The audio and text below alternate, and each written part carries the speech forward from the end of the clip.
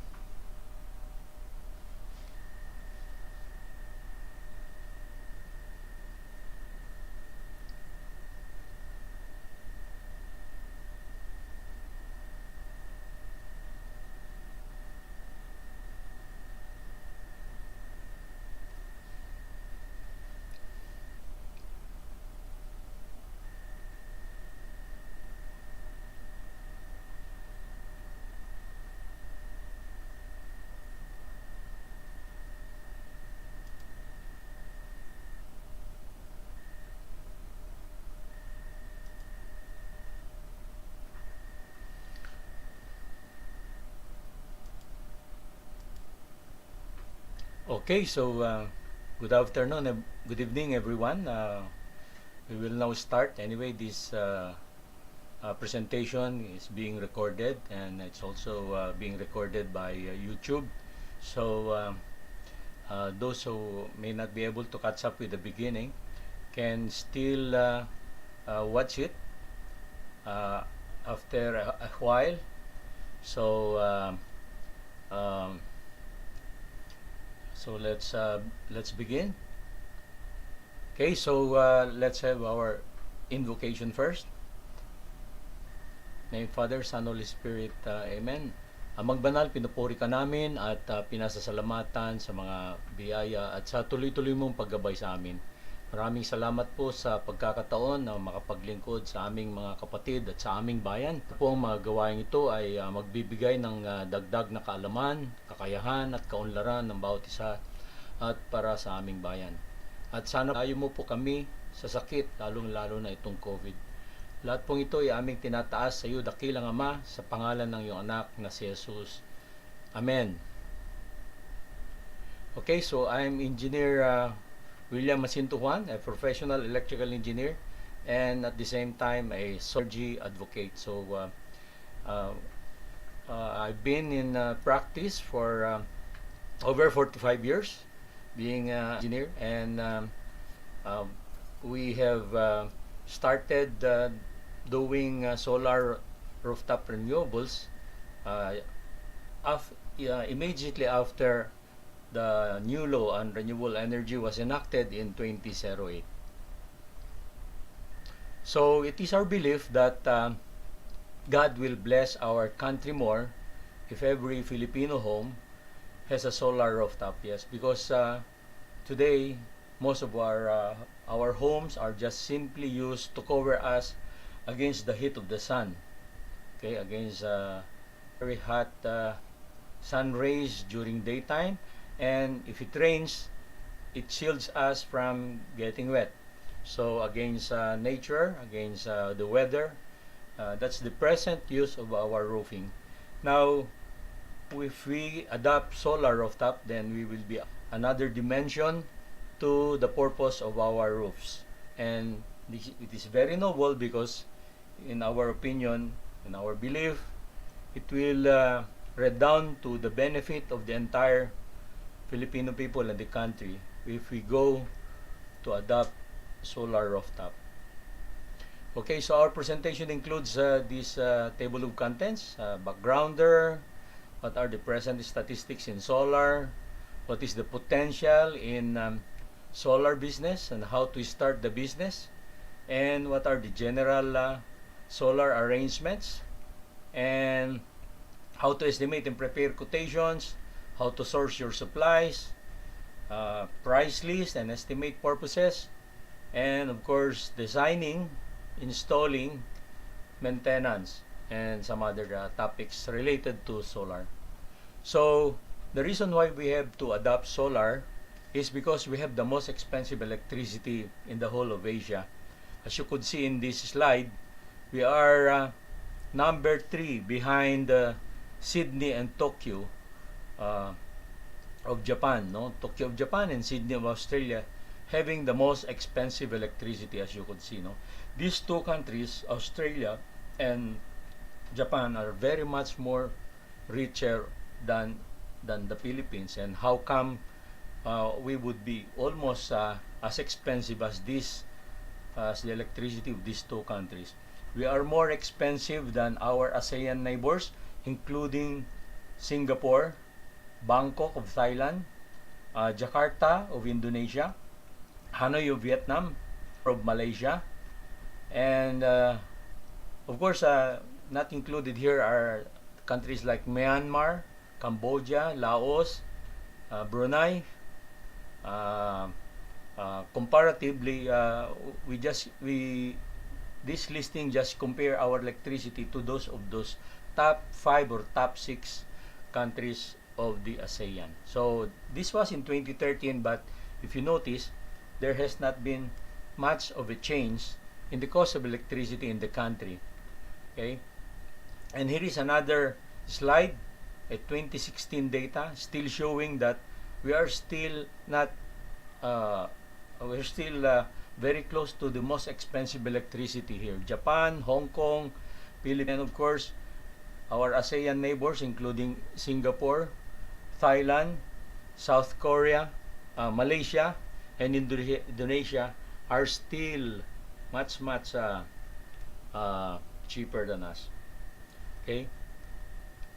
And here that simply would explain why it is our electricity is very expensive. As you would see, our country here ranks one of the lowest among ASEAN countries in Asia, no?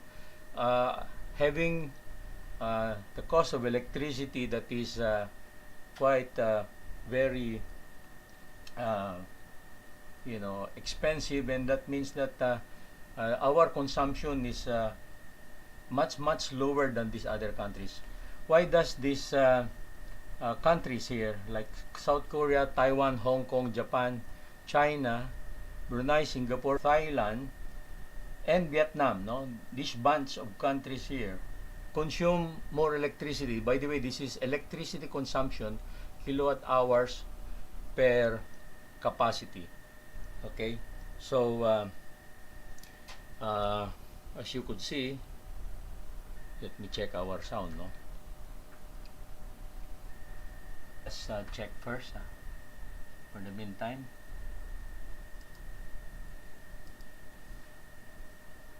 Mic test. Hello, mic test.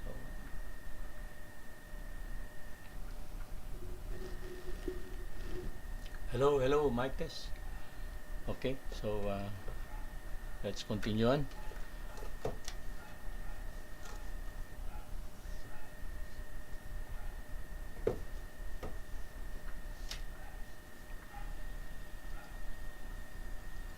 Hello. Hello. Okay. So let's continue.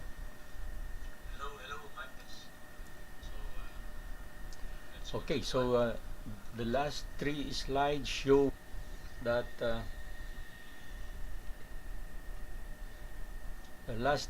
showing that our cost of electricity is really very expensive, and that explains why our energy consumption per capita is very much lower than these other ASEAN countries.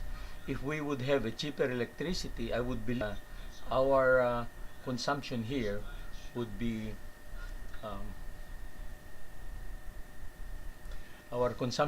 much higher.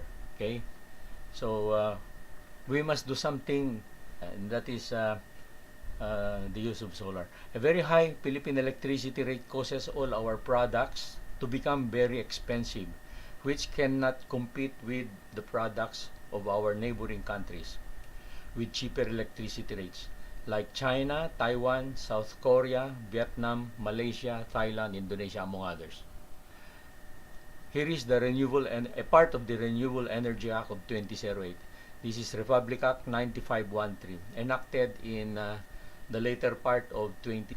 It mentions about accelerate, letter A, accelerate the exploration, development of renewable energy resources such as, but not limited to, biomass, solar, wind, of course, my emphasis in solar and wind, hydro, geothermal, and ocean energy sources, including hybrid systems, to achieve energy self-reliance, sustainable energy development strategies to reduce the country's dependence on fossil fuels, and thereby minimize the country's exposure to price fluctuations in the international markets, the effects of which spiral down to almost all sectors of the economy.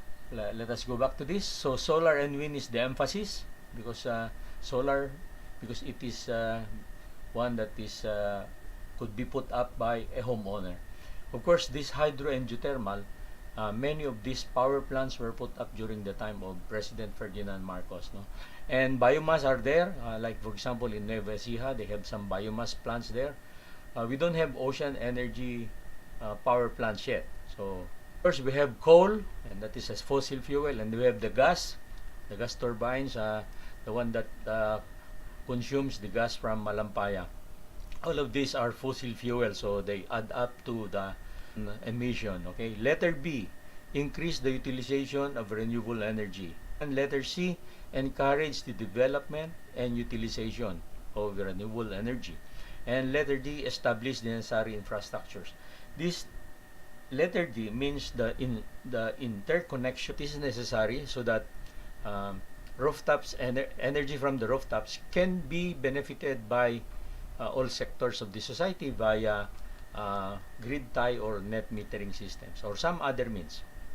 Okay, it is very heartening because in October last year, the Energy Regulatory Commission, because it has fairly new leadership since about 1.5 years ago, since President Duterte took over the administration of the country, and that is the ERC reduced the approval time of for the DIOs to install the interconnection for those who are applying for net metering or grid tie or net metering purposes. So this is a very good move by the ERC, because before this, many were complaining about the very long approval of these net metering applications. Some of those have to mention about 6 months, or in the previous times even 1 year, and some in the longer time before, sometimes 2 years. So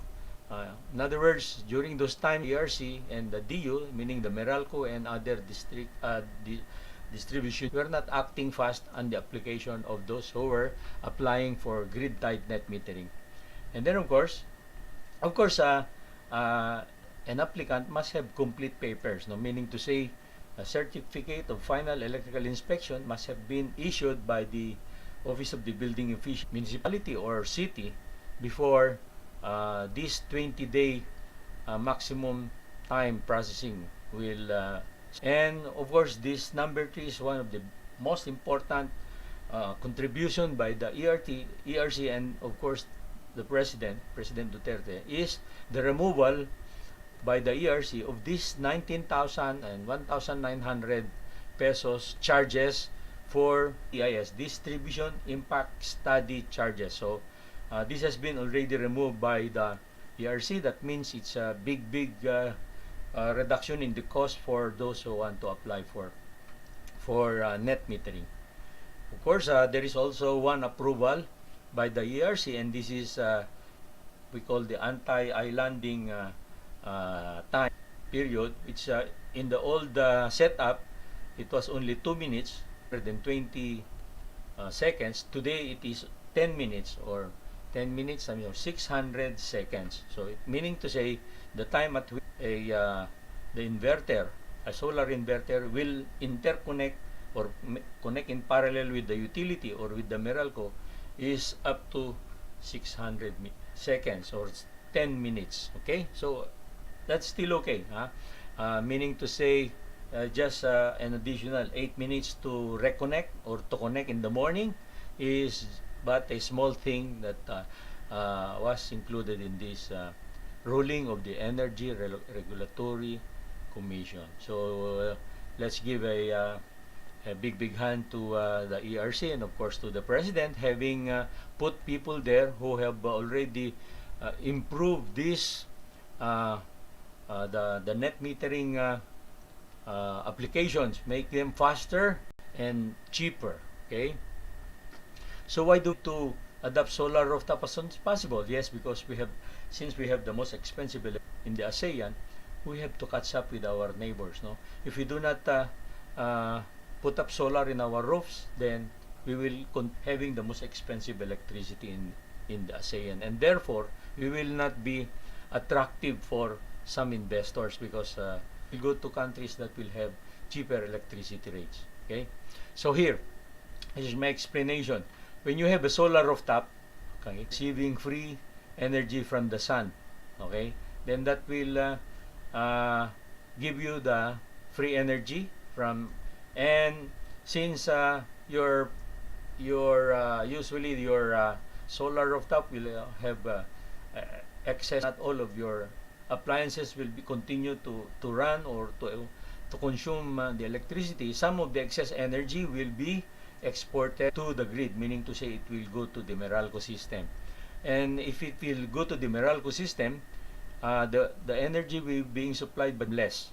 Okay, and the power plants all over will be able to fill this reduction in theirs, and therefore they will be forced to slightly bring down their cost of electricity. You know, even a 1 peso reduction will be a big thing for our economy.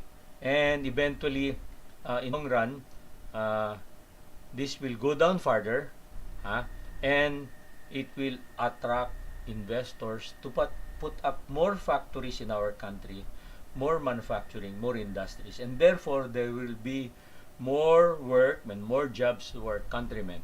And work and more jobs, and therefore with more factories and more manufacturing, we the possibility of a rapid industrialization. Okay, in the past, because we have very expensive electricity, most of the factories pulled out. Like for example, you have the before I remember Intel pulling out. You have Colgate pulling out their manufacturing. You have Caltex stopping their refining in Batangas.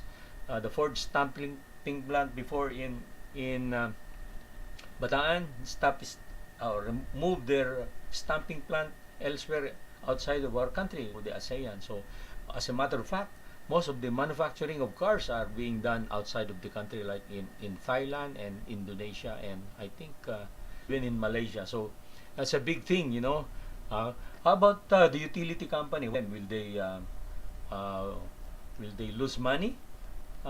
In the beginning, maybe there will be some need for belt tightening of them, because there will be a reduction in the revenues. But eventually, when more factories will come here, more investors will come here, then eventually they will be able to regain back their income, because there will be more energy to supply because of the more customers, especially in the industrial sector. So they will eventually get back their investments and will become more robust because there will be more manufacturing, you know.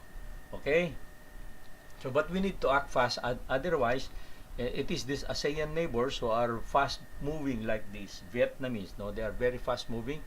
You know, even Indonesia is also moving fast, and Thailand has been there before. But with the COVID, of course, every country has been slowed down by the COVID. So it is therefore important for our government to do something about this, to encourage the putting up of solar, to bring down the electricity, you know. And well, of course, the Balik probinsya is also good, because they can put up maybe export processing zone, maybe near the where the renewable energy, like for example in Ormoc or in the island of Leyte, because you have a big geothermal power plants there. You can also put up in Legazpi City, because there is a nearby geothermal power plant in Bacon, Manito, Albay, and in Sorsogon also. No, of course, most of the export processing zone are here in Metro Manila, in Santa Rosa, and in Rosario, Cavite, in Clark. And there has been there already during the time of Marcos, there in Mariveles, and also in Baguio, and also in Mactan. But we need to also put up new export processing zone where there are low cost generation of electricity in Lawag or in Paway, because there is an airport there. There is also a deep sea port, where because there is the energy coming from the there in the Bangi wind farm, and where else? Also in Cagayan, because you have the Magat hydroelectric in Isabela. So Tuguegarao could be a good location. Even Ilagan and Santiago City are good points to processing zone. Wherever there are these export processing zones, and being located to where there are cheap electricity sources, then it is a big advantage. No? Okay? So will the power companies, including Meralco, go bankrupt? I've answered this already. No, because they will eventually have more customers, more sales, more profit when the economy has grown due to industrialization that will ensue. It's a chicken and egg. Somebody they have to give way, to sacrifice, and everyone will benefit from it eventually. Okay, in the Marvelous Tayo, we have advocated this program, but of course we were not lucky. But we can continue doing this, especially with by encouraging our fellow countrymen to adopt these solar rooftops. Okay, so let's proceed. Today, China produces the most energy coming from solar. So they produce about 1/3 of the solar energy in the entire world. No, they produce about 176,000 megawatts of electricity, and much higher than what is produced by United States at 62,600 megawatts and Japan 56,000 megawatts. If you combine this United States, Japan, and Germany's output, they could probably match that of China. China continuously expand their solar farms, no? And in this top list, South Korea is number 11. And now where does the Philippines come in fair here, no? So I think we only have about 1,000 megawatts capacity from solar. So we must act fast to do this, to catch up with them. Here is a slide that shows us the energy coming from the sun, how it is being used by mankind. No? So here we have the process of photosynthesis, and here in this blue rectangle we have the hydrological circulation, meaning to say you have here hydroelectric and even wind turbines here. And on the upper left hand side of the screen is the energy coming from the sun. I mean the sunlight being converted to photovoltaic, and on the right side is the possibility that solar thermal could also be increased. This is where the biggest energy available from the sun is. No, you take note of this: 83,700 terawatts, the biggest, because here it's for the photovoltaic. The possible maximum is 53,400.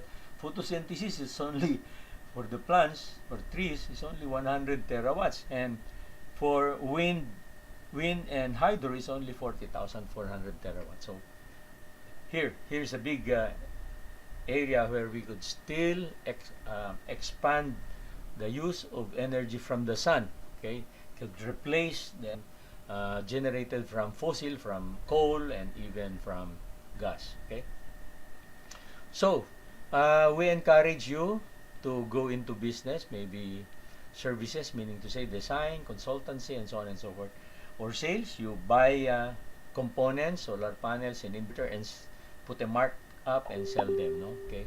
In the middle is manufacturing. It is capital intensive effort. So I suggest technical people will go doing. Those who have the money can go to sales. Okay, by stocking parts, solar, inverters, batteries, and so on. Okay. What is the potential?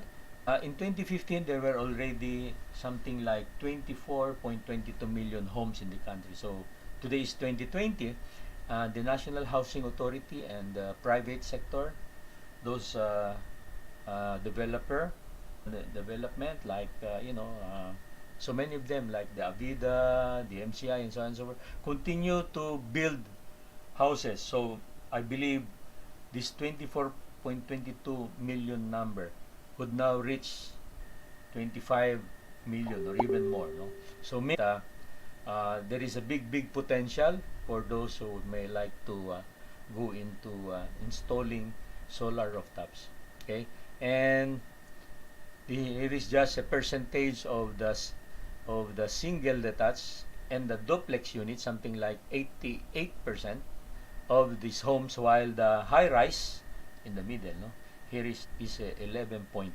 Okay, so we have so many potential uh, customers or rooftops where we could install the solar panels.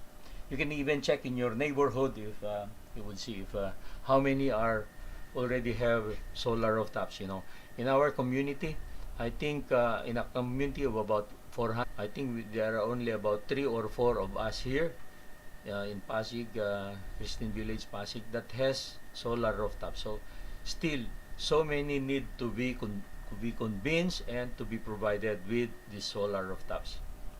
Okay, so it's just an explanation of what I've discussed earlier. Having our country having 100 today population, and I was telling 25 million homes. So and that doesn't include this 24.22 or 25 million homes, the number of warehouses, public markets, parking areas, schools, churches, covered sports complexes, or public assembly building, and so on and so forth. So big potential. And there are only a few in those who are involved. No, in Facebook, you will see there are only about 200,000 maybe as members in social media. But if you check, not all of them really are doing this business. So there's therefore a big potential for doing this business. What will you going to do? My suggestion is to use single proprietorship. You can always go to the Department of Trade and Industry, there a business name, and presto, you can already do. In the meantime that you don't have a business, we can help you. My company can assist you if ever you may want to venture already without having a company. If you have a partner, you can also go into partnership, or if there are 5 of you, minimum 5, you can go into a corporation. A cooperative needs a lot of members, so it may be very difficult to coordinate a cooperative. So my suggestion is a single proprietorship. Okay, it's only about over 200 pesos. You can already register it, plus maybe a few thousand more for you to be able to get your BIR receipt. And of course, you need also to get a business permit from the city mayor. Okay, and of course, yan, the DTI registration, barangay permit, mayor's permit, BIR registration. Okay, these are very important government requisites before you can start your business. Okay, so here are just some important in doing the business. Okay, so official receipt from the BIR, book of accounts. Book of accounts, you can always get a retainer who can do this, no? Like cash book, petty cash book, journal book, ledger, etc., etc. Okay, quotation forms, transmittal forms, or canvassing form, letterheads, business cards, no? Social media is very easy way to do the business, like LinkedIn, Twitter, maybe, and YouTube. Okay, so these are the advantages of solar energy. Saves you money. The moment the energy, you put the solar on your roof, then you already save energy. It will already reduce the consumption. Okay, and number 2, it can earn you additional income, because if you're going to apply for net metering, the exported electricity to the Meralco will be given a value, and it will be deducted from your consumption. So and also, if you're going to have a small home business, then powered by the solar, then much more money will be earned. Okay. Number 3, it is very efficient, because the wiring from your roof to your loads in your house or building is very short. Not like when you have a solar farm.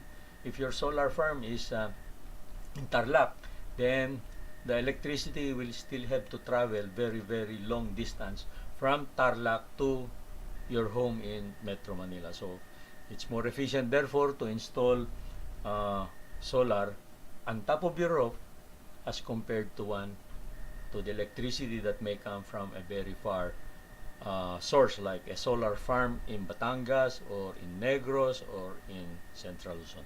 It's non-polluting because you are not burning any fuel, no coal or gas or diesel fuel. No, remote locations. It means that it's perfect for a country because we are a country of so many islands, 7,100 islands.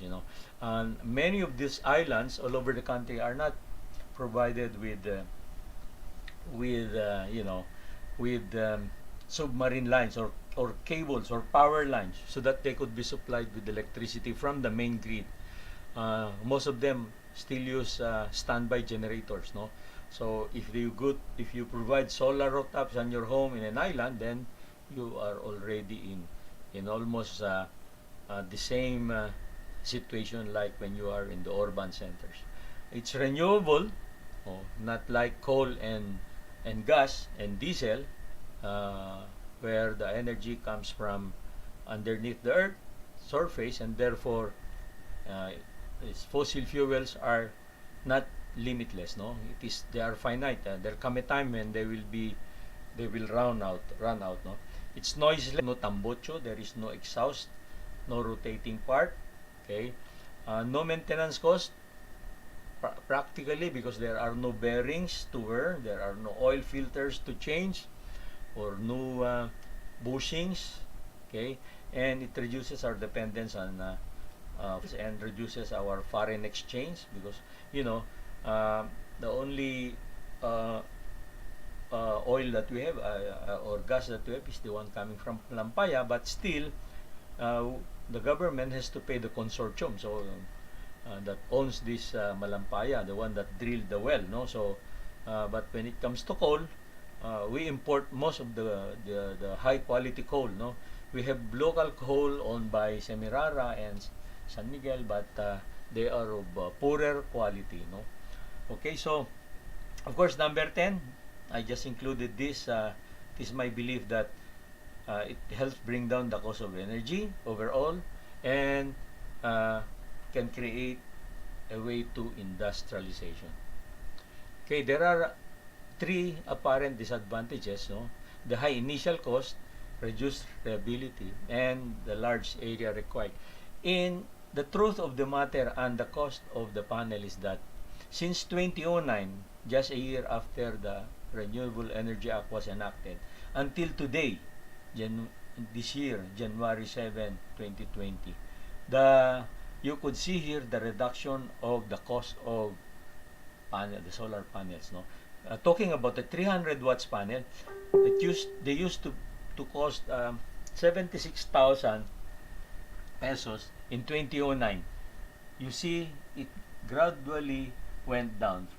11,000 in 2015, 10,000 in 2016, 9,000 in 2017 of February, and then August 7.5, and last year is 5.9, 5.6, and last January is 5.4. So you would see that it is continuously coming down, and I believe that with more rooftop users in the future, this price will continue to go down. Okay, so it is also a way to increase the reliability of solar by uh, connecting to the grid, no, meaning to say to interconnect with the Meralco or to your local electric cooperative. Because when you connect to the grid, then the surplus energy from your home rooftops will be exported to the grid, to the NGCP, and therefore other homes or offices or buildings can make use of the excess electricity coming from your rooftop. And of course, you can also use uh, buy batteries or install batteries, so that therefore the excess energy can also be stored in the batteries, which you can use at night time. So that's number 3. But my number 1 recommendation is here. Number 1, encourage micro, small, medium enterprises. In other words, if you could put a small business on your home powered by solar, then it will a bigger advantage because not only you will earn money from solar and also reduce your consumption there, your expenses from electricity, you will also be able to earn money from your home business. So that's the reason why I put this in number 1. Okay, so that's one way of optimizing this reduced reliability problem. Oh, by the way, reduced reliability means to say that you can only harvest solar in the morning, say 7 o'clock to, let's say, 5 o'clock in the afternoon. After that, the sun will go down, so you will have to wait again for the next day. No, of course, when you use wind turbines, which is possible also to put small wind turbines on the top of your roof, and if there is wind, they will continue so also to harvest it. Oh, there's just sample of a home business like a laundry shop, like having a freezer where you can sell frozen foods. You can also put as a set up an office in your home, like this one on the lower right hand. Now here is the simplest solar system, solar energy supply system, is a grid tie, on grid or grid tie system. On grid meaning to say you interconnect with the utility, grid tie. Okay, and this system is the cheapest today.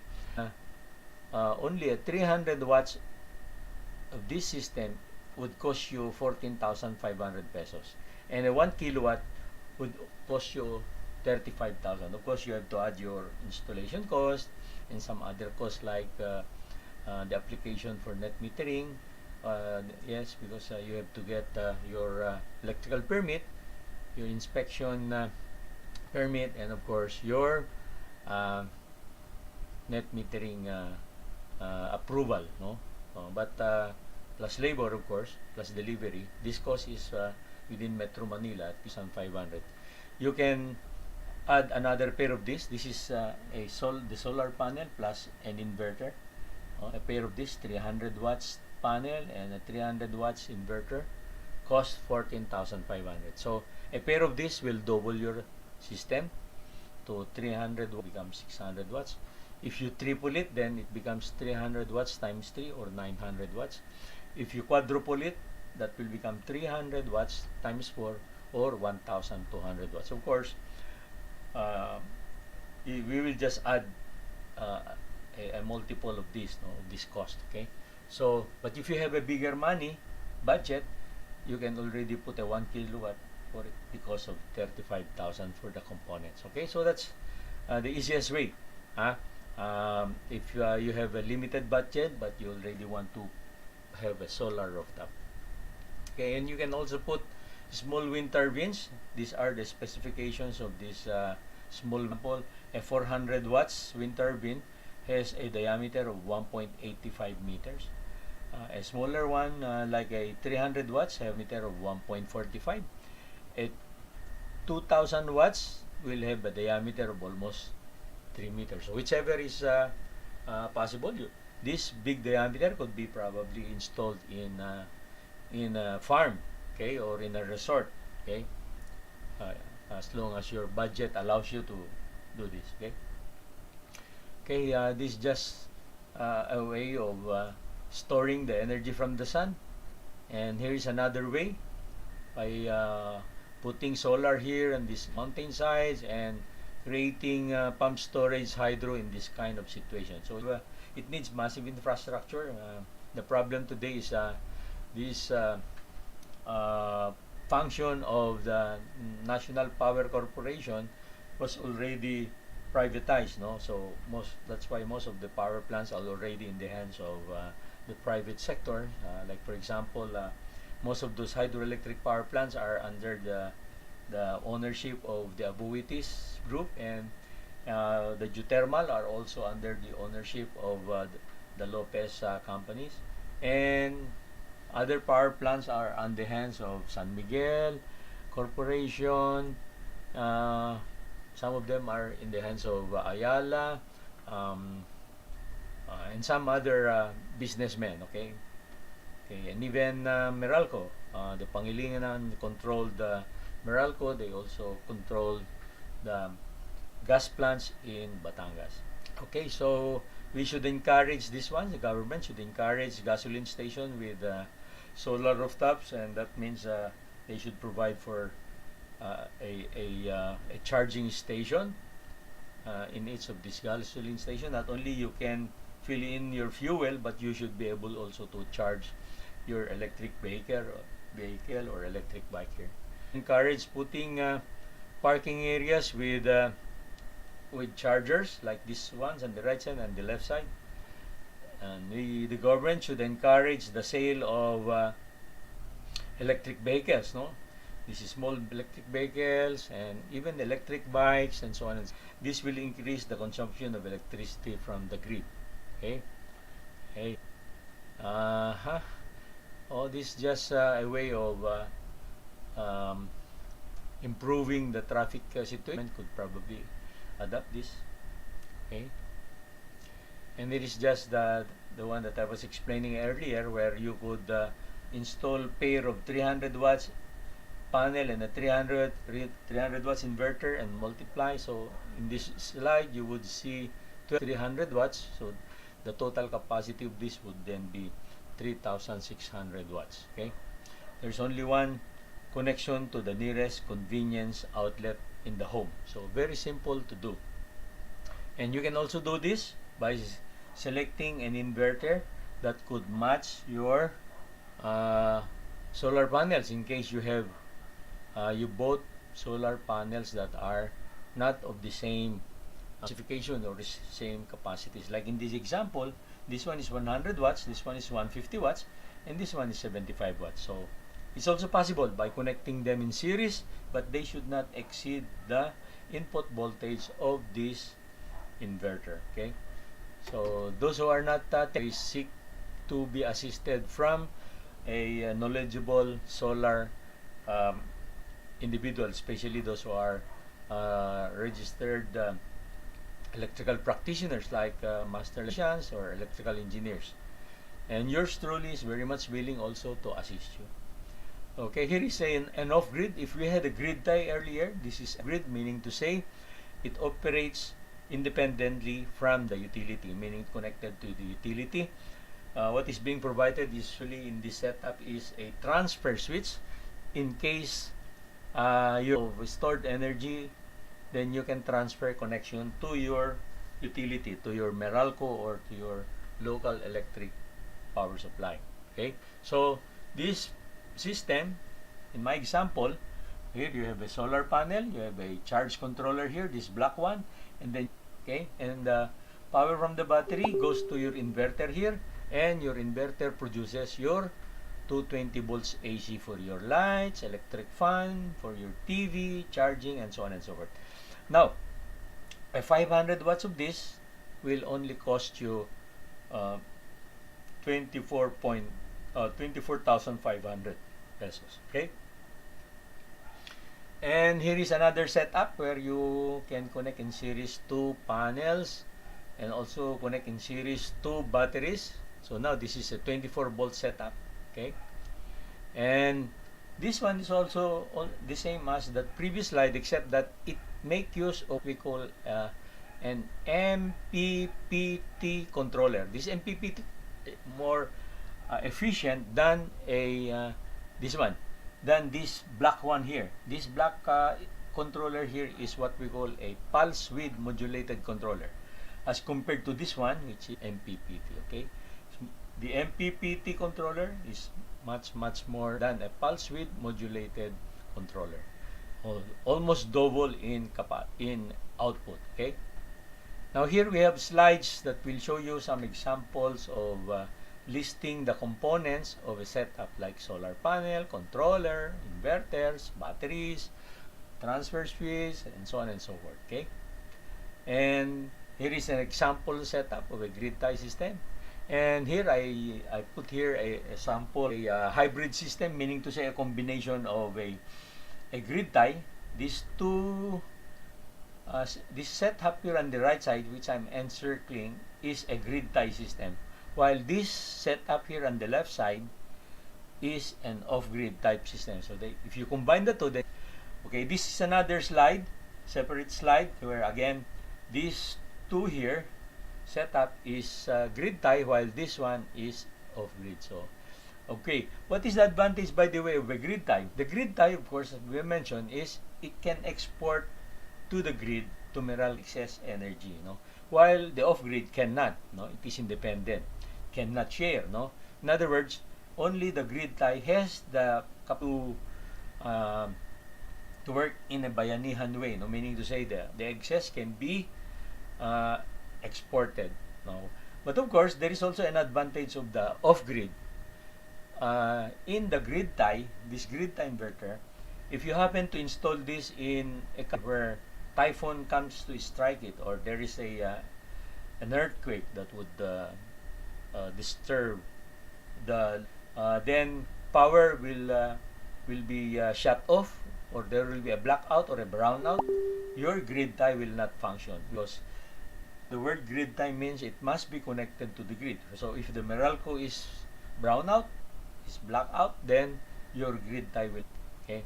So in this situation, you will be needing a genset.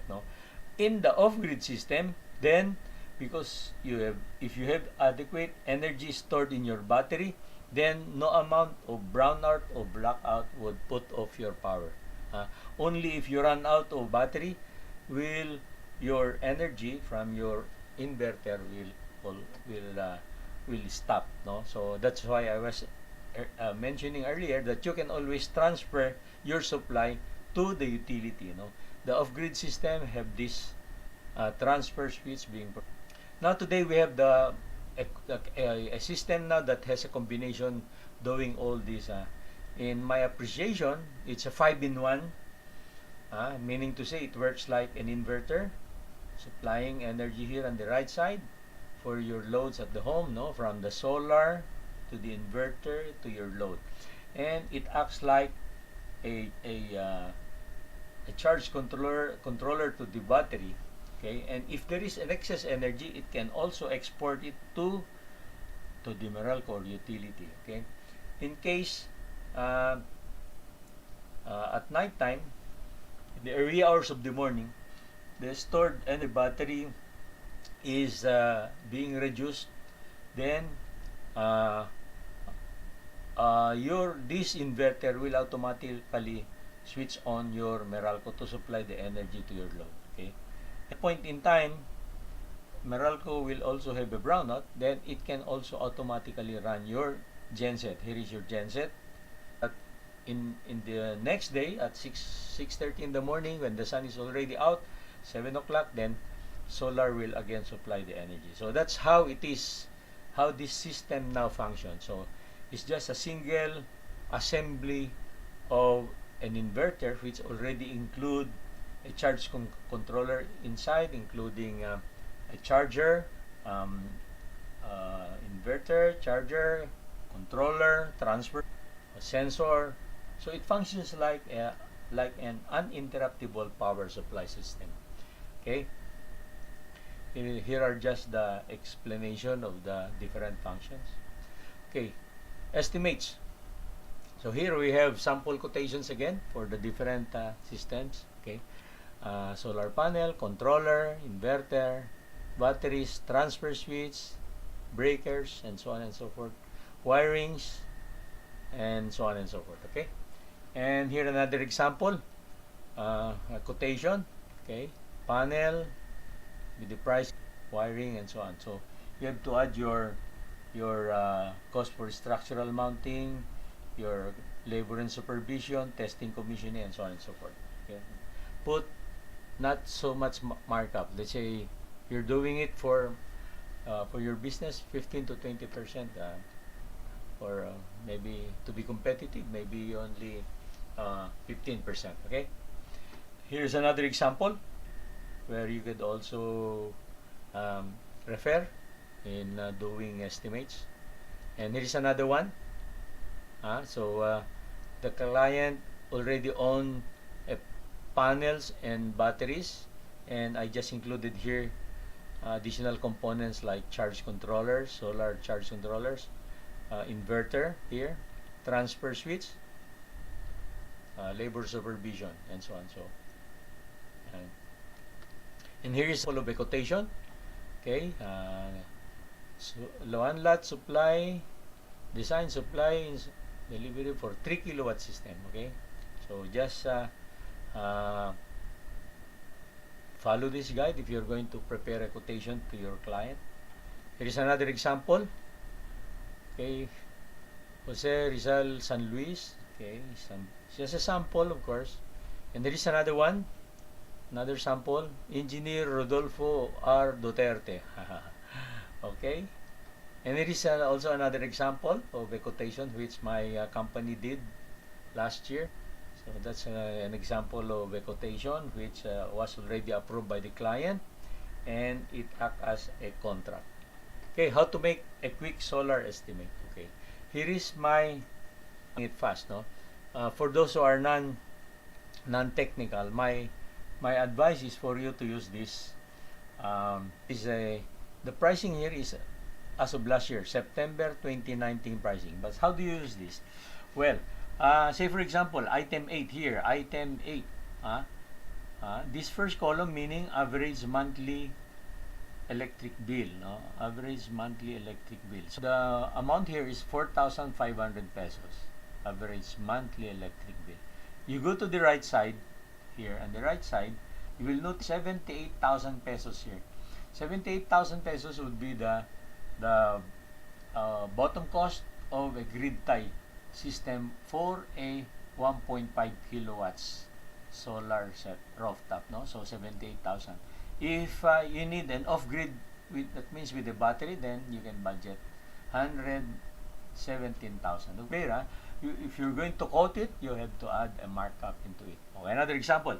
Let's see item 20. This one, item 20 on the left side. The monthly bill is 11,000. So you go to the right side. You would see here for the second to the third to the last column, 20. Okay, so the capacity will be something like 3.8 kilowatts. Okay, 225,000 pesos. If it is with the battery, 281,475. Let's have another example. Line 34. In line 34, 30,000 is the average monthly bill. So you go to the right side, then the budget must be 600,000 pesos. So for a 10 kilowatts unit, 600,000 pesos.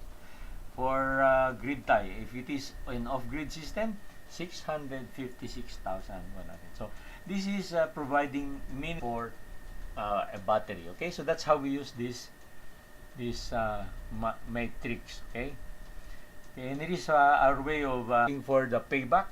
So here it is very conservative. We just assume that only 60% of the monthly savings is being harnessed or is absorbed. No? So 60%, so that will make 2 years, 5 months. But today, with the cost of panels coming down, now I believe it's already less than 2 years. No, if you go grid tie, okay.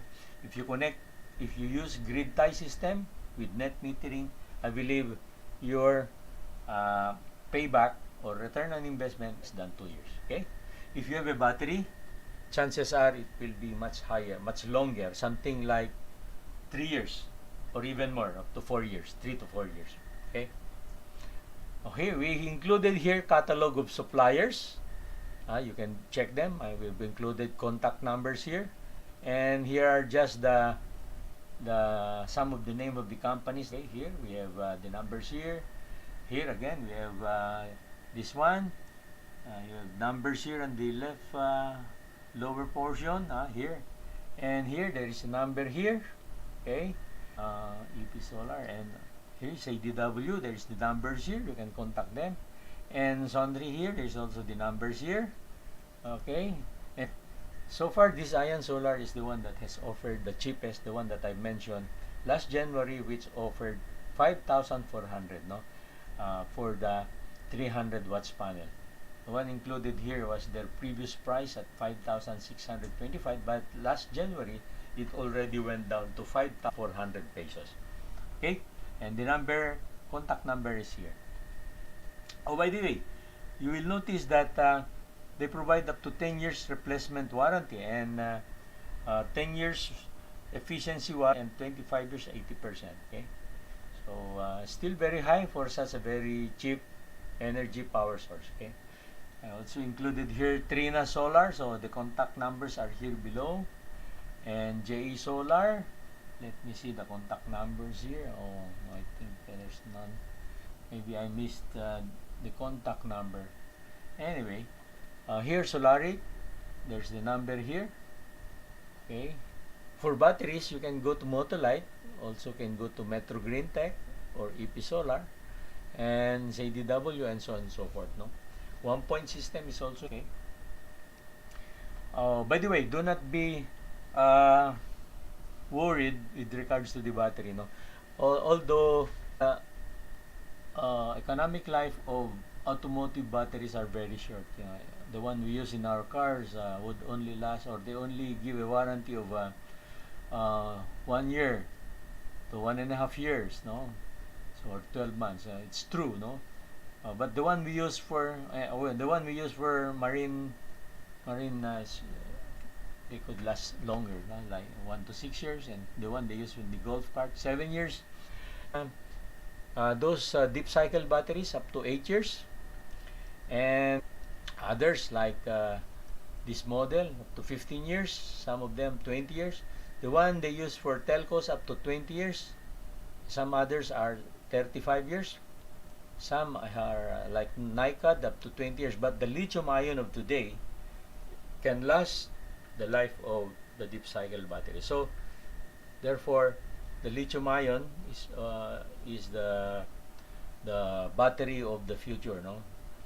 It is now the one used for the electric vehicles, for the one we see around us, the electric vehicles, no. Even Elon Musk of Tesla is using this. Okay, so of course the cost is a little higher, as you would see, higher. Just to compare the lead acid type versus the lithium ion, you would notice that here 15,000 euro or 150 euro per kilowatt hours, but the lithium ion would cost 700 euro per kilowatt hour. So there is a much higher first cost, no, 35,000 euro for the lithium ion, or 50,000 euro for the lead acid. So more than double, more than twice the cost. Okay, but the life of this lithium ion is 4 times longer than the life of the lead acid battery. So I think it's worthwhile if you are still young and you want to use this lithium ion, have the money, why not? No? Okay, so you can use Motolite batteries, and Amaron is also a good brand. And here's a lithium ion from Solar, Field Solar, and Panasonic. Use this. And then the solar home batteries and Victron batteries also available. And you can also include in your business the supply of integrated street lamps, no. So again, we included these various suppliers. Okay. And today these integrated lights are already with provided with LED lamps underneath with solar panel on top, and there is a sandwich battery in between the solar panel and the LED lights, and it is just simply a one assembly like this one already. Okay, so now here we included solar for your references. Here we have the two types of batteries, by the way, two types of panels, by the way. We have the polycrystalline, the upper one, no, and the monocrystalline. The monocrystalline is has a little higher efficiency than the poly. If the poly has a 19% efficiency, the monocrystalline would have about 21%. No? If your polycrystalline would have 18%, your mono will have something like 20% efficiency. So very slight high efficiency. And you will notice also that the prices of the mono crystalline panel is a little higher than that of the polycrystalline. Okay, so say for example, a 270 watts polycrystalline will cost you 5,350 pesos for budgetary purposes, while a 300 watts 5.9, but of course you can already get it at 5.4, from Ion Solar. So that's for comparison. Okay, then we go to inverters. So here 500 watts micro inverter 16, and here so far Mas brand 5 years warranty, 1.1 kilowatts 19,500, 1.6 kilowatts 21,500, 2.2 kilowatts 23,500, 3 kilowatts 25, and so on and so forth. So you can use this for your estimating purposes or budgeting purposes. Okay, here we have off-grid inverters. So you could see there's the prices here. Oh, by the way, this type, of course, what is very nice with this is that this 5 kilowatt, the one on the last here, has a this an off-grid, but has the capacity to be paralleled or interconnected with another of this type, no? So if you have this 5 kilowatts plus another 5 kilowatts, you can connect them in parallel. Remember, it's that only the grid tie inverter can be easily connected in parallel. Now in the off-grid, so far this is the easiest that can be connected in parallel. Okay, inverters also from 1 kilowatt to 8 kilowatts. You will notice that the voltage ratings are getting higher and higher, up to, for this 8 kilowatts, 96 volts, no, DC. That is DC, by the way, no. And the price is on the right side, and this one is a charge controller. Okay, and batteries, only use this for budgeting for the battery, because there are now cheaper batteries available, no. This for only, no. We were not able to get a price from Motolite and some other battery suppliers, because they continue to change their prices. Okay, this is just for budgetary purposes. Then integrated street lights, like for example a 40 watts integrated street lamp would cost 14,300. Okay, in here 30 watts would cost 10,900. So okay, oh, by the way, this integrated street lights has a stored energy of up to if there would be no if there would be 3 successive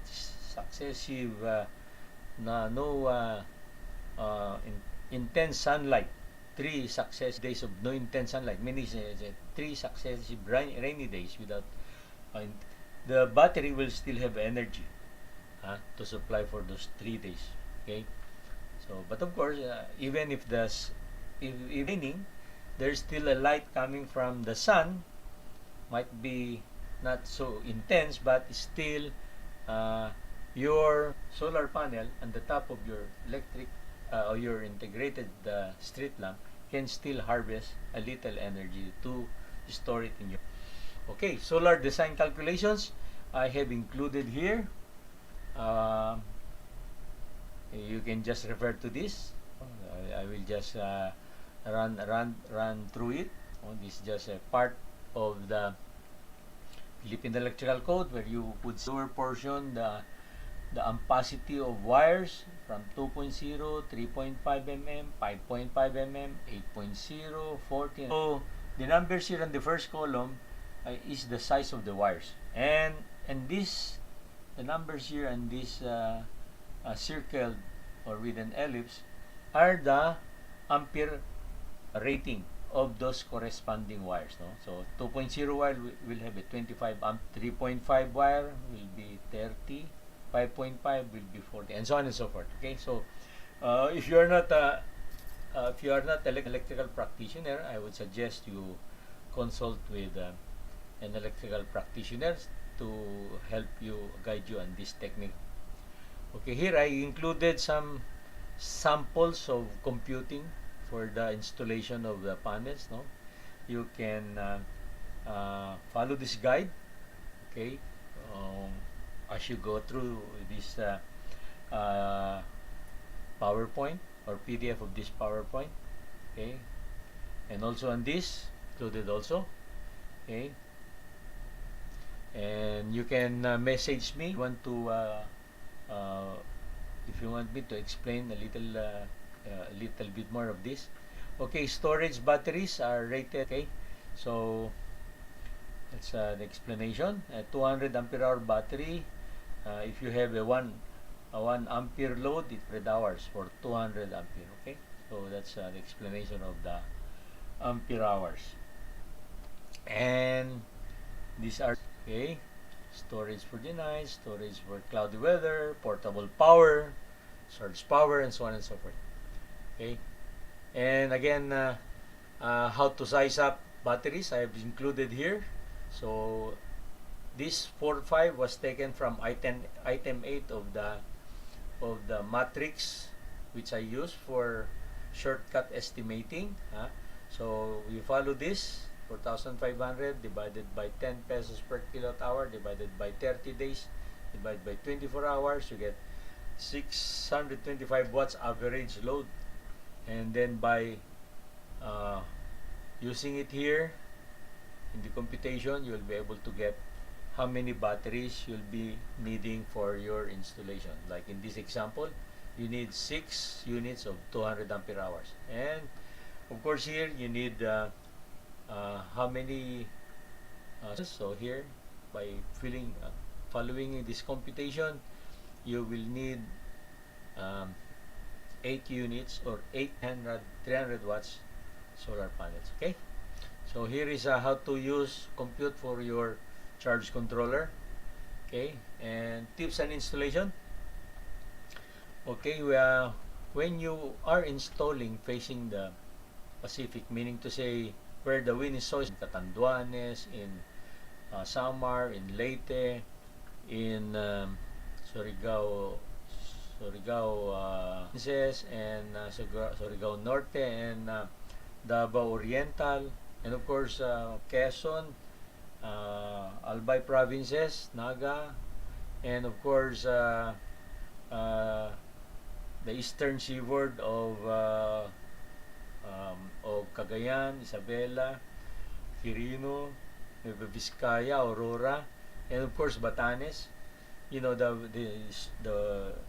winds in part of the country are very strong, especially in super typhoons, just like the Typhoon Yolanda before in 2013. So you have to make sure that your installation in these locations should be very strong. You have to get the certification from a civil structural engineer so that mounting will be very strong. Do not use light installations here. No, do not mount your panels on nipahat. Do not mount it on bamboo roofing. No, you must mount them on preferably steel trusses with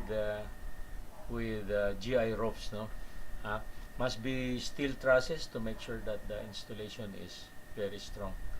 Okay, and you have to install your panel in an angle facing the south. This angle. So in the north, in the northern provinces, in the Ilocos and Cagayan, here, the angle maximum should be about 13 degrees. Okay, facing south. So this side is south and this is the north. Never should you mount it facing the north. Okay, and here is you are in Metro Manila and nearby provinces like Bulacan, Bataan, Aurora, Rizal, Laguna, Batangas, and so on. So 10 to 12 degrees roughly facing south again.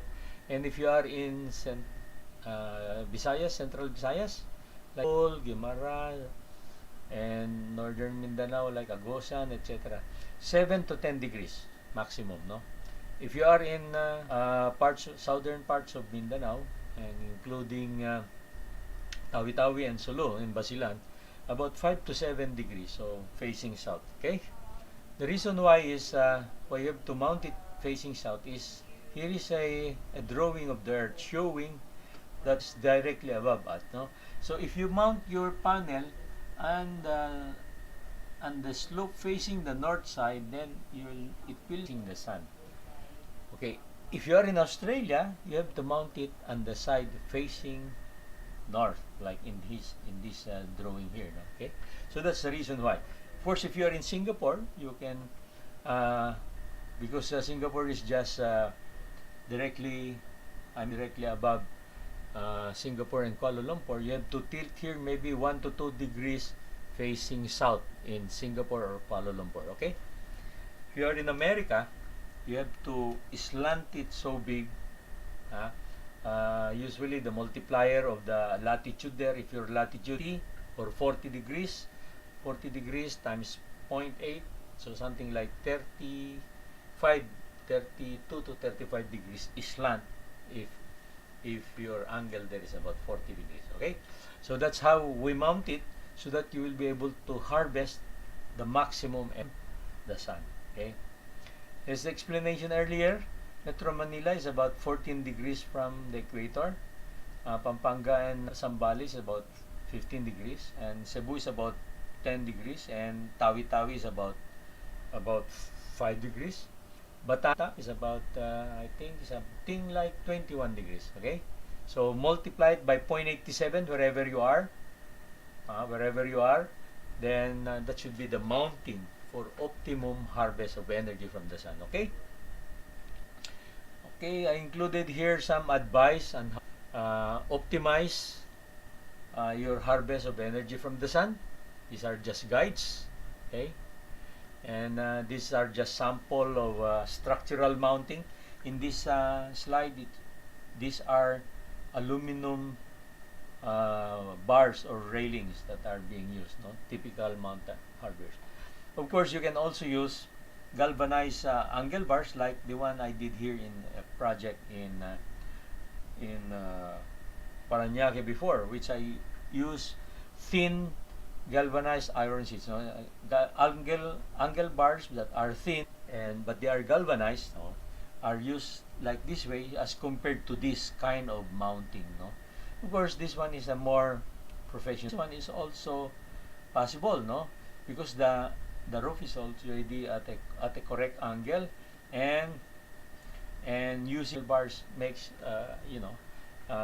is also very strong, because it still has a very high tensile and compressive strength, much higher than that of aluminum bars. Okay, and you can also use this if the roof is make use of a tegola tile roof, so you can also use this mounting. Okay, and you need to mark your place with this for the public that you have energy coming from the sun. No, the house is alternatively supplied with renewable, and you have to mention where the circuit breaker or disconnect is located. Okay, and if your house or office is high, you must install a lightning protection to make sure that your investment, the solar panels, are protected against lightning, and of course your house is protected against lightning. So here are slides of showing you some previous installations. Okay, this one also is a off-grid inverter, and here are batteries, and here are circuit breakers. DC circuit breaker, AC circuit breaker, and the AC circuit breaker, there are two of them, one that coming from the utility and the other supply your load. Okay, so again, more samples. Here I just shown this picture just to show you that there is a wrong installation here. The panels are very close to the dormer, and this is about 4:30 in the afternoon, and there is already a shade, no? So a shade on the rooftop, and therefore this shade will reduce the output coming from solar. Okay, the correct mounting should be closer to the edge here, so that 30 in the afternoon, minimal shade would cast on your solar panel. Okay, so water dripping underneath, no, the water will just flow down here, Of course, in this installation, we provided a gutter to collect the rain. Okay, and this one also. And here is a closer picture of that of the top panels being mounted close together, and dark gray thing is the silicone sealant. Of course, there is dirt on top of the panel. You have to clean the panels every now and then. And also install it in our service vehicle so that we can harvest energy from the sun, charge the gel type battery, and also provide standby power. This FXU vehicle has a 4 kilowatts inverter, also has a gel type storage battery, and the output is any excess is being so to the automotive battery of the vehicle, which is at the front of the vehicle. Okay, it's another one sample of a 4 kilowatt installed before, and our sample of storage batteries installed. Okay, and here is a grid tie system shown, panel connected in series, 4 panels connected in series, and the home goes to the panel and to produce the energy from the sun. Here's a nameplate of a solar of an inverter, 5,000 watts inverter, as you would see, rated inverter mode, the charger mode, and the solar charger mode. So this is 5 kilowatts. Okay, so you can refer to this for your specifications. Okay, here is a way for a hybrid of grid system can work, and this one also how they work. Okay, meaning to say there is this SBU, how solar, B meaning battery, and U meaning utility, meaning to say this is the sequence of priority of operation of the inverter. Okay, is a standard function display. Another setting, SOL meaning solar is the priority, then battery, and here's another diagram showing the flow of energy. And here is another setting where you will notice here it is UTI, it's not intrauterine, but this is utility, meaning utility. The setting of the inverter is primary utility supply. Okay, and sample schematic drawings, so included some sample drawings which you could probably refer. For those who are non-technical, you have to again seek the of a registered electrical practitioner, a master electrician or an electrical engineer, to assist you in the preparation of this. But it should not limit you from studying mathematics. Okay, okay. And here is another slide showing another schematic, and there is another schematic. Of course, you can learn this if you are non-electrical or non-technical. We can teach you or help you understand this. And so this one also, and this one also, okay, and this one also. Okay, maintenance. We have to clean regularly the panels. Like I mentioned earlier, we have to clean the top of the panels. Like these ones, there are dirt sometimes, like bird dirt. Oh, you would see is the dirt of the bird, so you have to clean them with soap and water. Okay, you can also spray water to it. But you know, during rainy days, rainy periods, when rain drops, then of course this dirt will just be cleaned away. No, especially when the rain happens at night time. In the next morning, it will be already cleaned. Okay. Controllers, you should not allow them to get wet. No, as you could see, this installation, they are inside a roofing. No, so otherwise they will be destroyed or they will be damaged. Okay. So batteries, of course, no problem. I suggest you use these maintenance-free batteries.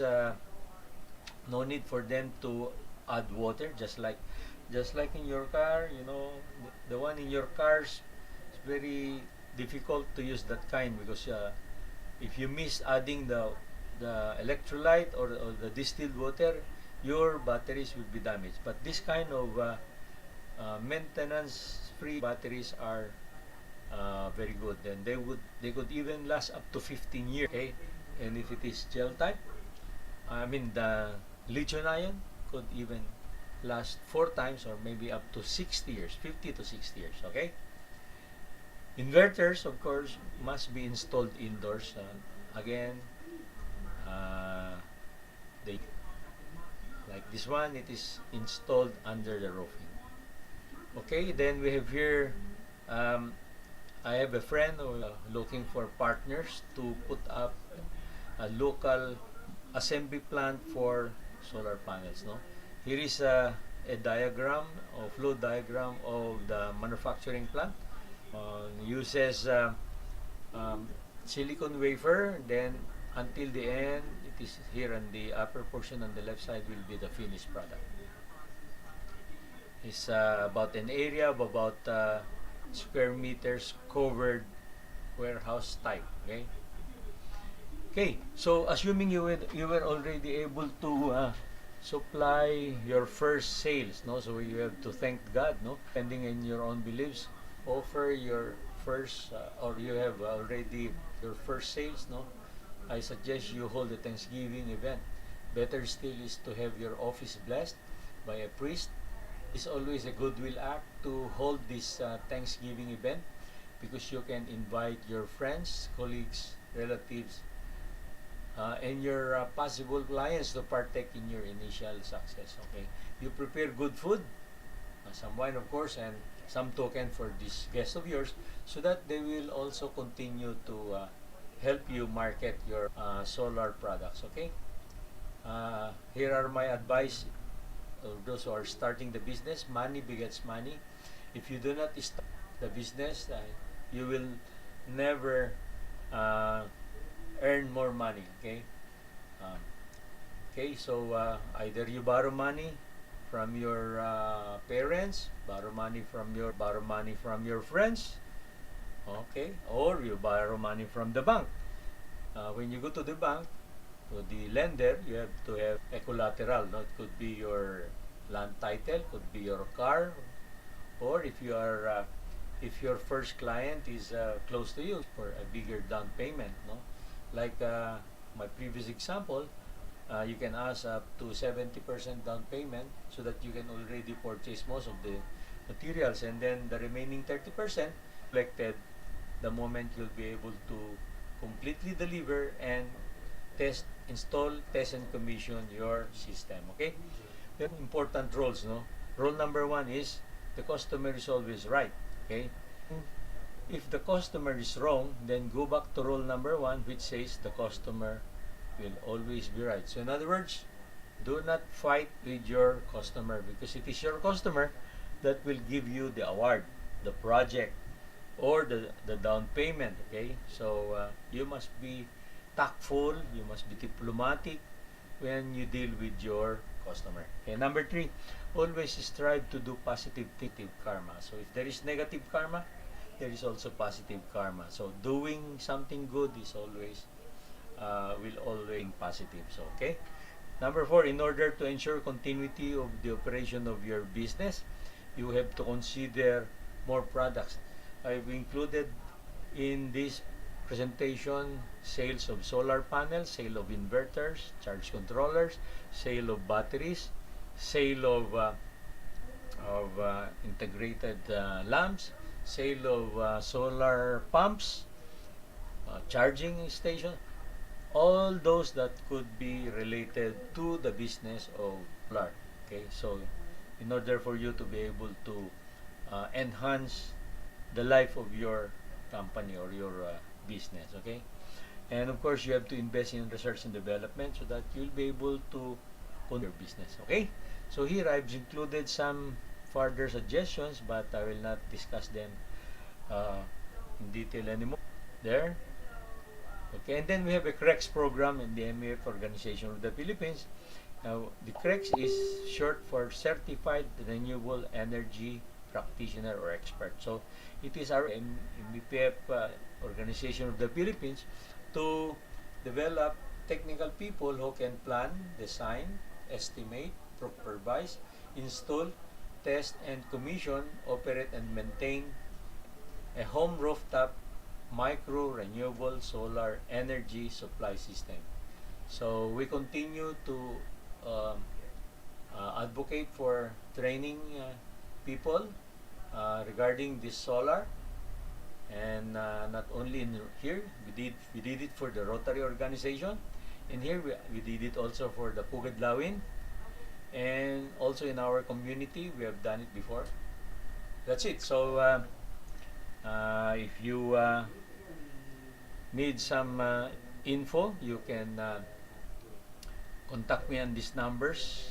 Oh, by the way, this globe number and this no longer okay. So only please use this 09. This is SUN number 0943 and this PLDT mobile. And that's the end of my presentation. And let me go back to the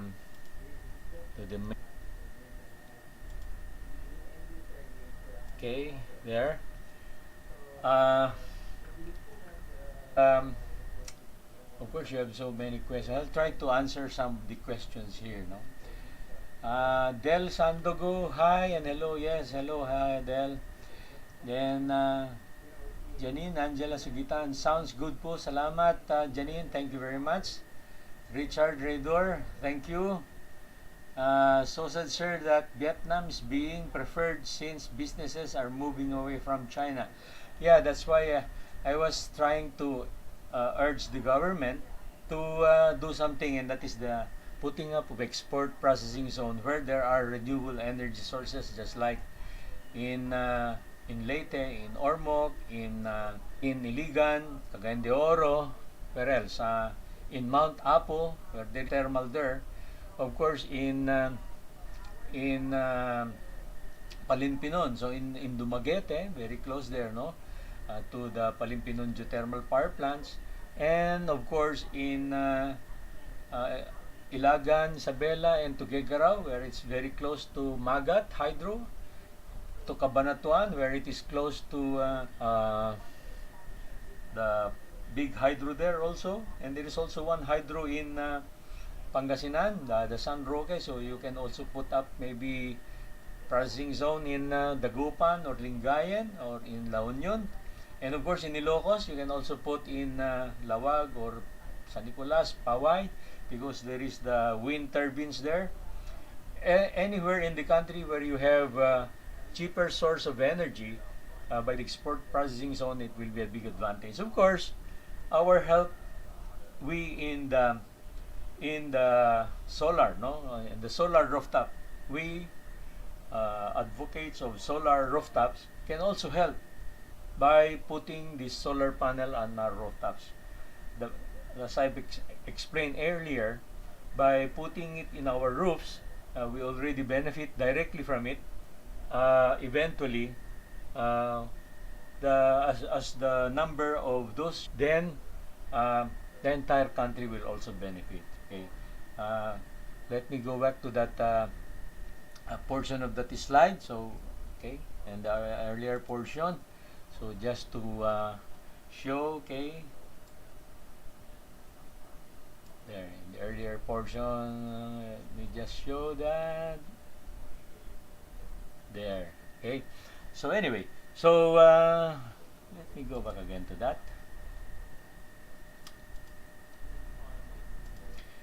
There, let me. Oh, Gab Santos, thanks sir. I've been waiting for this so long. Thank you very much, Gab. Alfredo Santos, oh, my classmate, Admiral Commodore what is the minimum expenses you can incur to install solar rooftops? Like I've mentioned already, 14,500 pesos is the minimum that you could probably spend for a 300 watts rooftop. Of course, you can use that as a means of, as a yardstick, putting a bigger capacity, no. Okay, so I have included some slides that can show you corresponding capacities to your average monthly bill. So you can go to that big matrix slide somewhere in the presentation. By the way, those who may want to get a copy of this, the PDF PowerPoint, you just give me your email. Give to you also. Okay, Charles August, great, thank you very much, sir. Lionel Alolor, what is the useful life panels? Now today we're looking at lives of up to 30 years. No, I remember the solar panels that were installed for the faraway cell sites during the 1990s are still there being used by the cell sites. So that means that they are already there for 23 years and they are not yet replaced. So meaning this, they are still in service. Okay. Kent Anilom, sir, how much is the year? The maintenance cost is very minimal because you just need to clean them with water, soap and water. Maybe if they're like dirt that accumulates on the top of the panels, just like in my example where you see bird shit. So you have to clean them. But you know, when the rain comes, especially at night, the rainwater will just clean or wash away the dirt on top of it. Kent Anilom, what are recommended maintenance activities? Okay, I mentioned already in the last part of the PowerPoint. Kent Anilom again, how is grounding method, sir, for solar? Of course, the usual grounding is to interconnect all metallic parts of the panel. Like for example, your aluminum framing. No, the aluminum framing must be grounded to the roof, grounded to the earth. No, your electrical practitioner need to do this necessary grounding. Okay. Then Roland Calyanta, salamat Sir William. You're welcome, Ronel. Nafner Sidulfa, salamat sir. You're welcome, Rafner.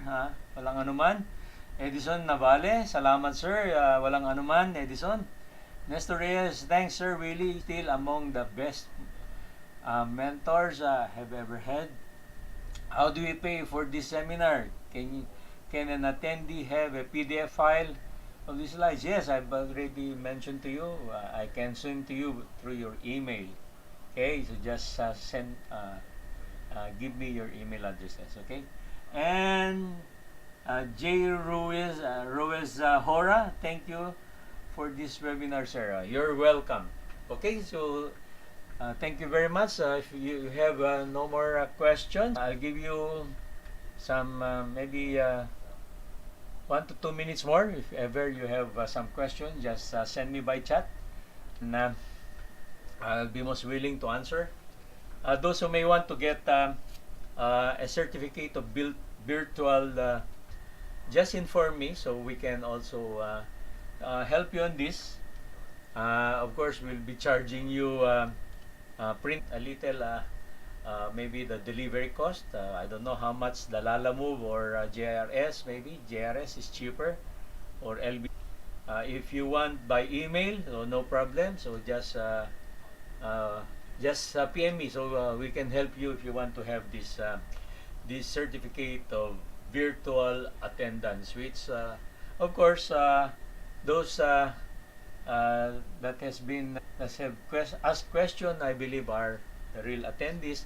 Those who may be able to watch this later after the live presentation, you can still get the slide. I will just be asking you some questions to make sure that really you have gone through the PowerPoint presentation and understood the slides or the items. Okay. Okay. So any more questions? We have lag already 1 hour and 30.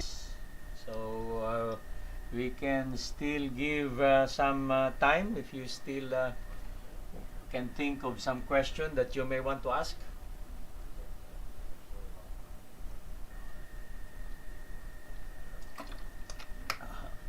we really had intentionally used the English language to make the explanation, because there might be some other who will be watching this in the future. Like we will never know if we have people outside of the country, outside of the Philippines, that may want to learn also solar rooftops. Okay. Oh, here another question.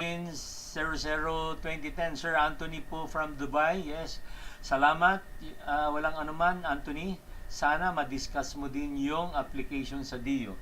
Well, Engineer Armando Diaz and me and yours truly are very much will assist those who may want to apply for distribution or for net metering connection. So when you apply for net metering, you have to have complete plans, no? Complete plans, complete electrical plans, and must be applied with the local building official, the electrical department of the local building official, meaning to the LGU, and you must be able to secure the electrical permit. Then after the installation, you will have to ask an electrical practitioner, a licensed practitioner, to inspect it.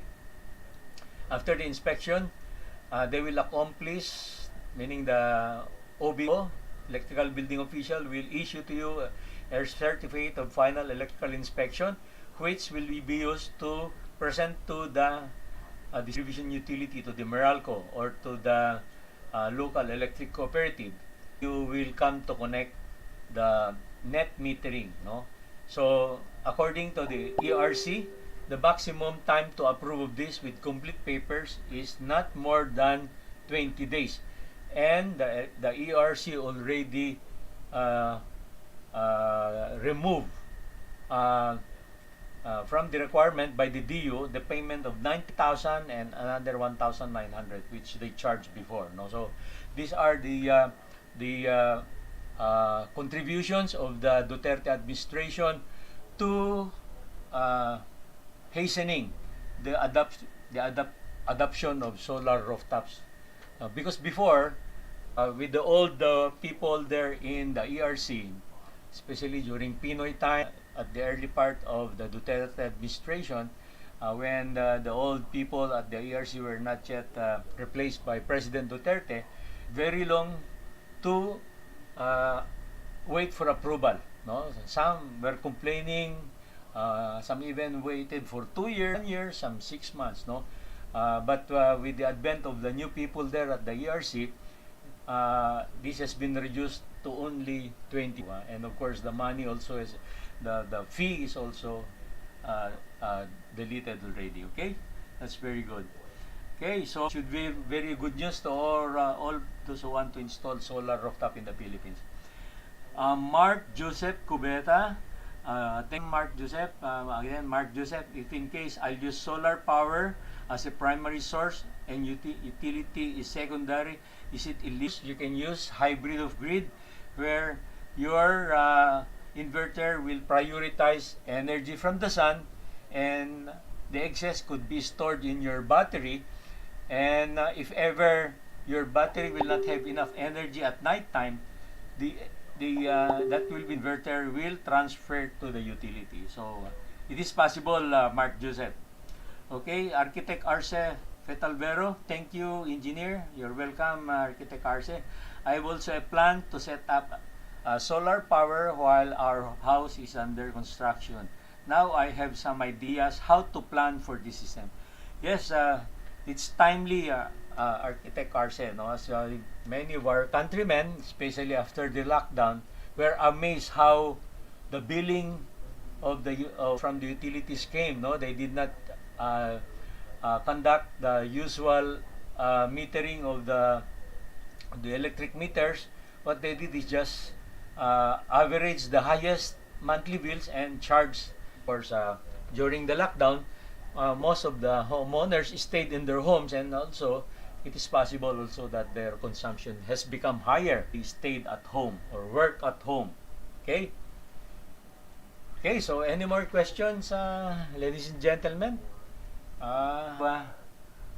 1 or 2 minutes more before we end up this YouTube live. Okay. You will also share this to your friends, to your relatives, so that we can help. As I was telling you, this is the only way that we as citizens of the country of the Philippines can help in our own way to create this industrialization that I was telling you earlier, no? Even if the country, even if our government will not construct those renewable energy that was constructed during the Marcos years. Remember, during the time of Ferdinand Marcos, President Ferdinand Marcos, he built a lot of these renewable energy plants, like so many hydro power plants, the Magat, hydroelectric, the Binga, Buklao, Angat, Maricristina, and also in Bukidnon, and the plenty of geothermal, no, the Makiling Banahaw geothermal, the Tiwi, Bakon Manito, and in Leyte you have the Tungonan, and in Neg and the Mount Aupo. So many of these were built, and of course the Maricristina. Of course the nuclear, which was never operated, let's forget about it. So it will take so many years for the nuclear plant to be rehabilitated and be used, no? It might be even faster to build a new one, but it will take 3, 4, 5, 6 long years. While a solar rooftop can easily be adapted homeowner, and if hundreds of us will put this, if thousands of us, if hundreds of thousands of us will use it, then this price dynamics of electricity will happen. It will happen. Okay? There's another question from Datroli Descargar. Very well done, Sir Willie. Keep it up. Thank you very much, Datroli Descargar. Okay? So, again, I can still wait for a few more. Seems there are still some of you still want to ask questions, so we can wait until we lag up to 2 hours. So the time lag now is 1:47, 1 hour 47 minutes. Okay, so there are several from Giovanni Lekin. Sir, for off-grid solar panel, if the load is 0, is this okay for the system during bright long time? Thanks. So you're talking an off-grid system. Okay, if you have an off-grid system, that means that if you do not have a load, then you should have batteries, no? Because otherwise, the energy that your solar panels will be harvesting will be useless. Okay, the panel will just be harvesting energy, but there is no load inside your house. Then the energy harvested is useless unless you put storage batteries, no? If you put storage batteries but not enough, then batteries are already full and there's still energy being harvested by the panel. Again, the energy that is being harvested by the panel useless. So that's the reason why a grid tie system is good, no? Is highly recommended, because any excess that you cannot a hybrid grid tie, no? Any excess that is not used by your loads, and your batteries are already full, then that excess can still flow out of your home and go to the utility, and the utility will measure it, and at times when you will be consuming energy from them, it will be deducted from your monthly bill. So even if you will not be deducted from your bill, it will still help those in the grid, and it will also help bring down the cost of electricity, because your energy that you will be exporting will affect what I was talking about here as the price dynamics of electricity. Okay, Giovanni, I hope I was able to explain that. Off-grid is good, but of course off-grid is good for those places, especially by lightning, not lightning, Earthquakes. Remember when earthquake happened in Mindanao? If you have a grid tie there, your grid tie would just shut down. Okay, but if you have an off grid, then you will have continuous electricity even if there is earthquake. Or similarly, when there is the typhoon, if you have an off grid, you still have electricity from your system because you have your battery, right? But if you only have a grid tie system, then when the grid is shut down because of this strong typhoon winds, then your electricity or grid tie inverter will also shut down. So that's the big disadvantage of the grid tie system. Okay, Mark Joseph Cubeta, you have another question. How can we apply for solar power installer certificate, sir? Okay, so of course we create a certified renewable energy expert program. Those who are already involved in this, we can assist you to become certified, of course. But we do not limit this certification to those electrical practitioners because we already have several enrolled in our CREX program, Certified Renewable Energy Expert program, that are already undergoing training under our MEPF organization, the Philippine Solar Engineering Department. So you can PM me or you can, so we can assist you to be able to attain this certification. Okay. Then there's another question from Ajunalisa. Good evening po. I'm learning a lot po, sir. Thank you so much. You're welcome, Ajunalisa. Okay, thank you very much also and welcome. Okay, any more questions? Ladies and gentlemen.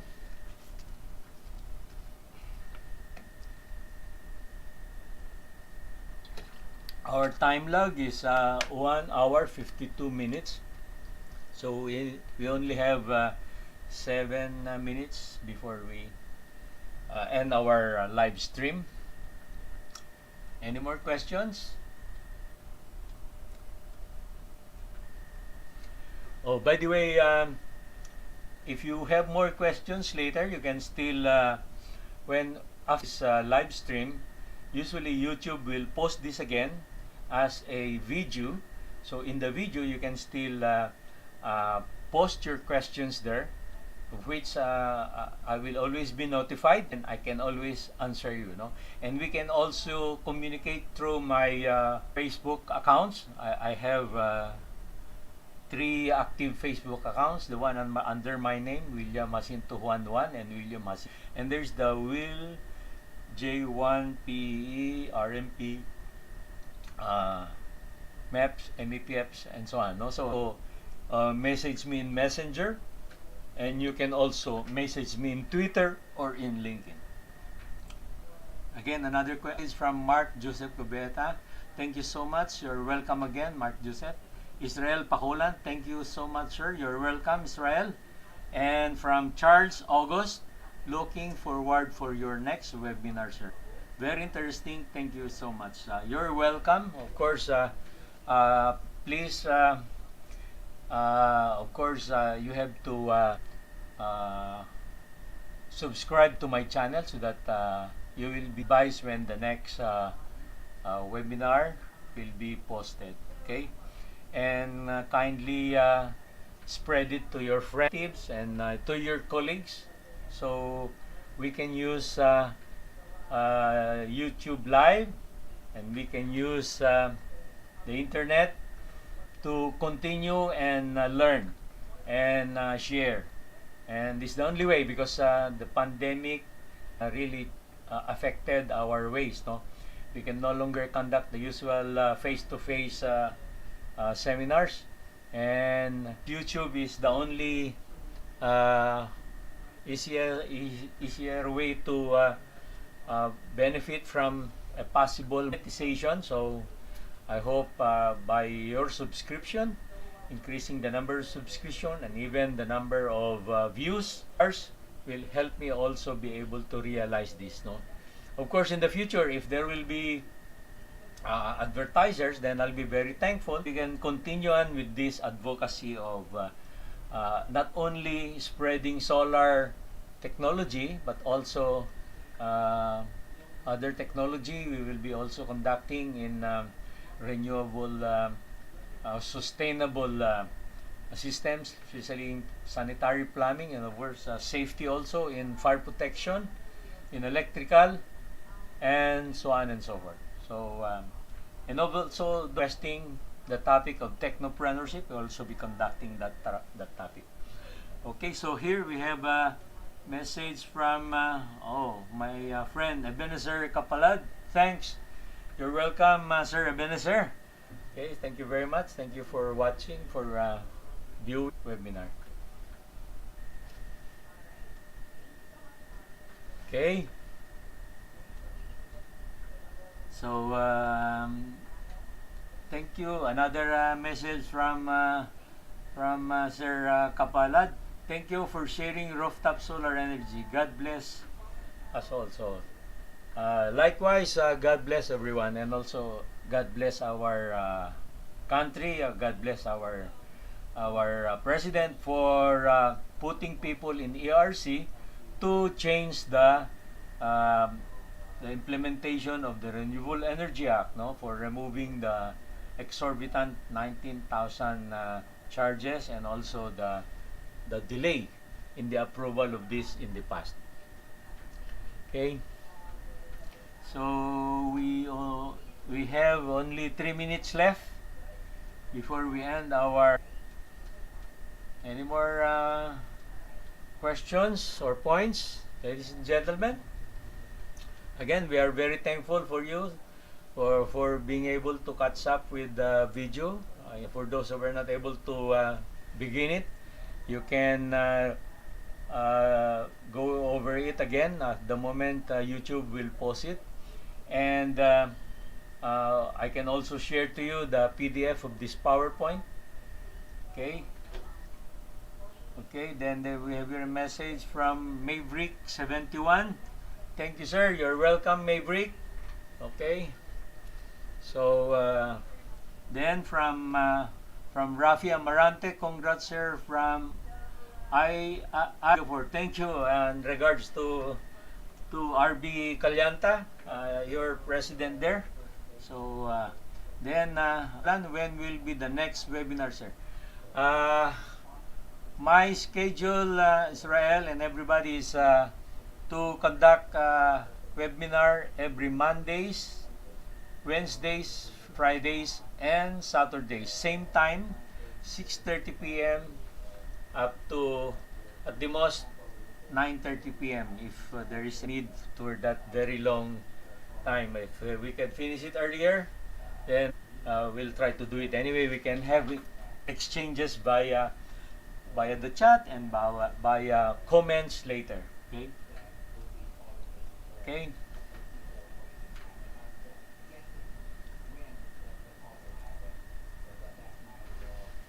Almost done. 1 hour and 58 minutes. So 1 minute more.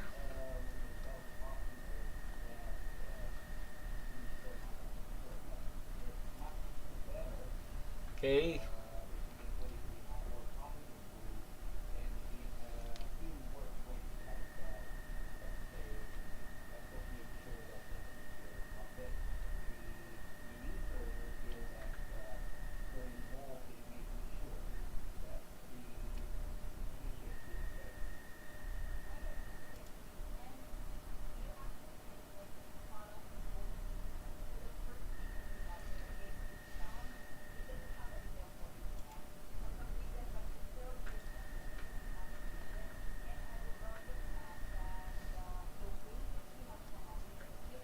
Okay, so it seems like there are no more questions, and we are almost nearing the. Okay, so we reached the 2 hours time for our YouTube live. So we are now live stream with a short prayer.